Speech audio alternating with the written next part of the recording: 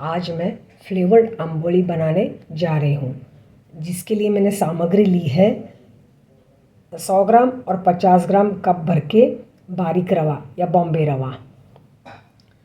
पीली मूंग दाल ली है मैंने 50 ग्राम और सफ़ेद उड़द दाल ली है मैंने 2 टेबलस्पून।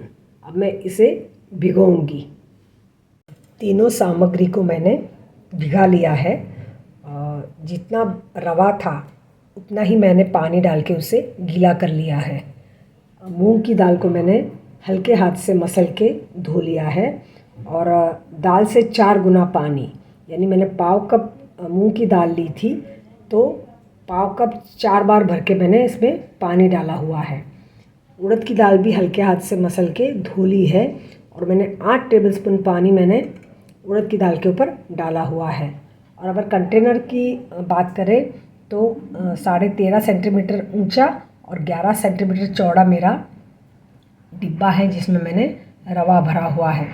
और 13 सेंटीमीटर वाला कुकर का कंटेनर है जिसमें मैंने मूंग की दाल और उड़द की दाल भिगाई हुई है।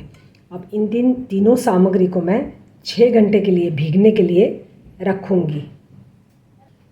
एक बात ध्यान रहे, इन तीनों सामग्री को डायरेक्ट प्लेटफॉर्म पर भीगने के लिए नहीं रखना है।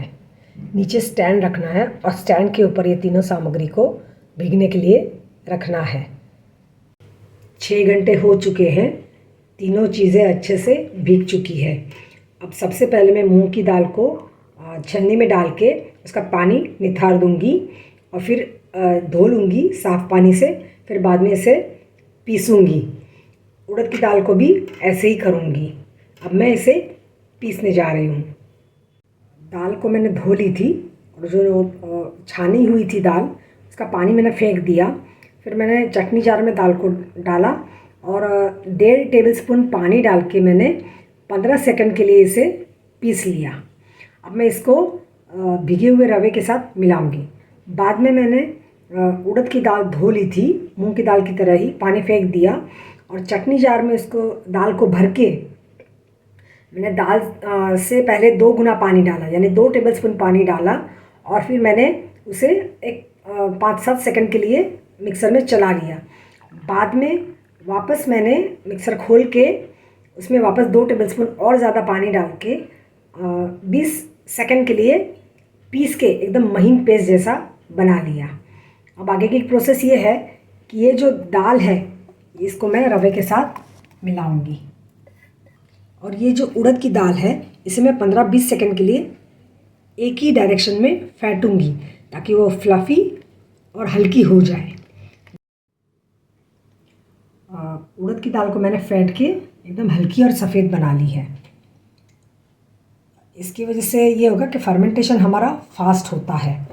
अब ये दोनों मैं पहले इन दोनों को मैं मिला लूँगी।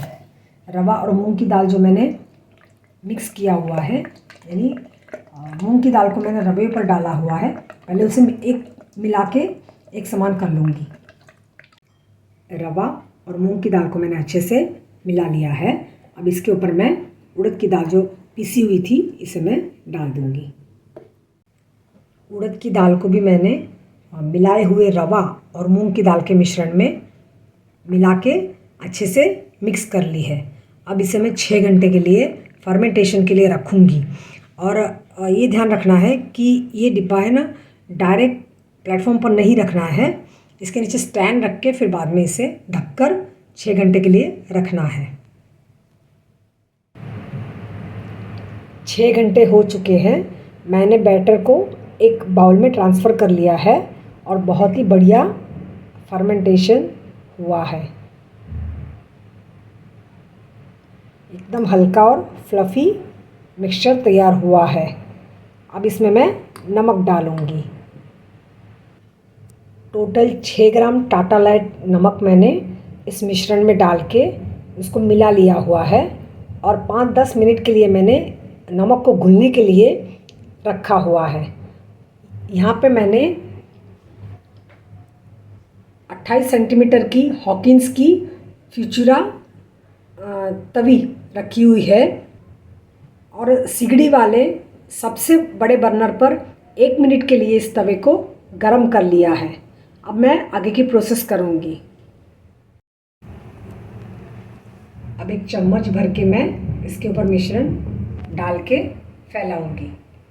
अम्बोली थोड़ी मोटी होती है, बहुत पतली नहीं होती है, करीब करीब उत्तपम के टाइप की होती है। धीमी आंच पर मैंने पहले मिश्रण डाल दिया। अब तेज आंच पर इसे मैं पानी इसका सूखने के लिए रखूँगी। ऑलमोस्ट 1 मिनट के लिए यानी 60 सेकंड के लिए रखना है। फैलाए हुए बैटर की उसका पानी पूरा सूख चुका है और कितना बढ़िया जालीदार बैटर दिख रहा है। अब इसके ऊपर मैं घी और तेल का मिश्रण साइड से डालूंगी।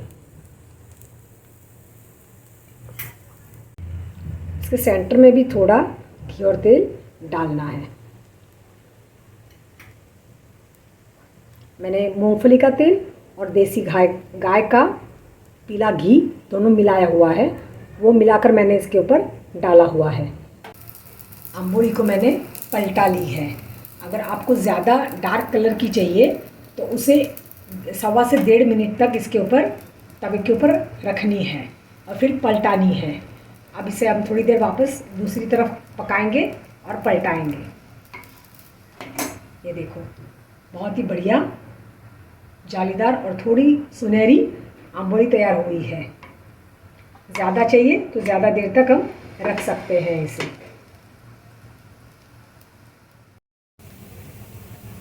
सुनहरी और जालीदार अम्बोली, जालीदार स्पंजी अम्बोली, साथ में हल्दी, हरी मिर्च और धनिया वाली आलू की सब्ज़ी। अब आपको मैं दिखाती हूँ। देखो कितनी मस्त मुलायम है और एकदम रुई जैसी और आराम से मुड़ने वाली। अम्बोली का टेक्सचर ऐसे ही होता है। इसे ऐसे तोड़ना है और तोड़ के आलू में डुबो के एंजॉय करना है।